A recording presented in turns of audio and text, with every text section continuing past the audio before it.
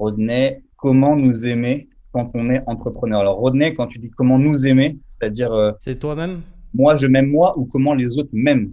Non, c'est vraiment le côté comment on s'aime nous-mêmes. Parce qu'on pense beaucoup aux autres, mais comment on se perd pas.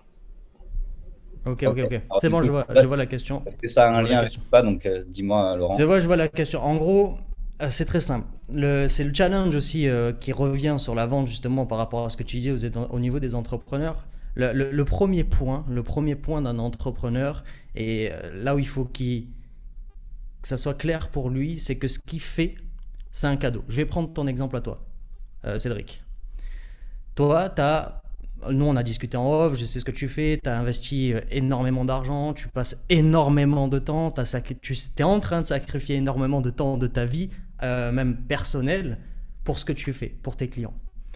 Euh, et justement, il faut arriver à comprendre que ce que tu fais, que le produit que tu es, que ce soit toi ou le produit ou le service que tu as, c'est un réel cadeau.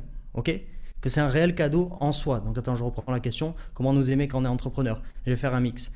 Une fois que tu as compris intrinsèquement que tu es un cadeau, que c'est toi l'opportunité, ok? Sans l'ego, hein, je parle pas d'ego ou de quoi que ce soit. C'est vraiment, tu as vraiment intégré que ce que tu fais, c'est bon pour les autres, etc. Parce qu'il y en a qui se mettent dans le syndrome de l'imposteur. Est-ce que mon produit va vendre, etc. Ça, c'est un autre sujet. Mais une fois, c'est pareil, c'est un peu le même. Mais une fois que tu as intégré que tu as un cadeau, et je vais répondre à une autre question en même temps, un appel de closing, un appel de vente, parce que le marketing fait en sorte que tu attires les clients. Ça, c'est son rôle, le marketing, de faire en sorte que les clients viennent. Une fois que quelqu'un t'appelle, prend un rendez-vous avec toi, ou t'envoie un message, un intérêt, etc. Psychologiquement, dans son cerveau, il a déjà fait un achat quelque part. C'est pas un achat financier, c'est au moins, il a déjà acheté l'idée qu'il avait besoin de toi, parce que le marketing a fait son travail. Et ça répond un peu à la question comment nous aimer, mais je réponds à une autre. Lorsque tu arrives sur un appel de closing, tu n'as pas besoin de vendre quoi que ce soit. Tu dois faire en sorte de savoir si le produit que tu vends et ce que tu fais, c'est vraiment bon pour la personne, c'est le bon produit, le bon service, et toi en tant qu'entrepreneur, est-ce que cette personne mérite ce que tu as fait? Est-ce qu'elle mérite ton produit? Parce qu'il y a plein de personnes, on l'a vu, tu crées ton produit et en fait tu as envie de vendre, donc tu vends, mais au final cette personne, excusez-moi des gros mots, elle va te faire chier derrière. Elle va te faire chier, etc. Elle n'a pas le bon mindset, etc., etc. Donc en fait, comment t'aimer? Déjà la première question, toi en tant qu'entrepreneur, c'est de comprendre que ce que tu es, ce que tu fais, ça peut aider des gens. Ça peut aider des gens. C'est des trucs de fou ce que tu es en train de faire. Tu as passé des années peut-être à faire ce que tu fais. Tu as investi peut-être des centaines de milliers d'euros à faire ce que tu fais ou pas. Peut-être des milliers, peu importe. Et si tu veux, moi je mélange beaucoup la vente et le sexe. Et ça répond à la question comment nous aimer quand on est entrepreneur.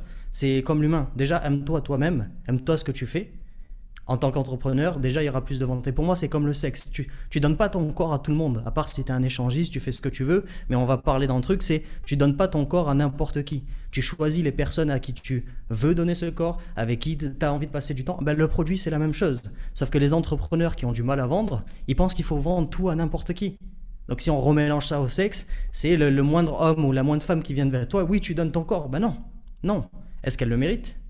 Est-ce qu'elle va bien faire ce qu'il y a à faire derrière? Regarde, je donne un exemple. Il y a beaucoup de personnes qui utilisent Scrabble et tu as donné énormément de choses sur comment se servir de l'avatar. Et il y en a qui n'y arrivent pas encore alors que t'as tout donné. Et du coup, tu es en train de créer un logiciel pour leur aider encore ce truc-là.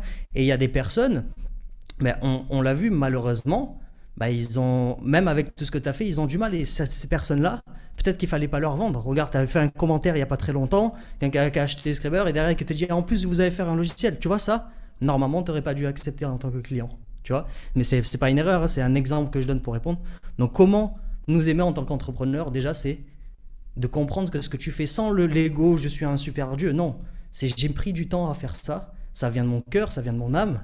Il faut que les gens te le ressentent. Donc déjà, aime-toi toi-même. C'est comme la vie en général. Si tu t'aimes pas toi-même, déjà, ça va être compliqué de trouver quelqu'un qui va t'aimer. Et les relations de couple, ça va avec. Pour moi, la vente et le couple, c'est la même chose. Ça répond à ta question du coup, Rodney? Oui, ouais, ouais, ça répond bien. C'est vraiment, Ok, t'as bien super. Attends, englobé là.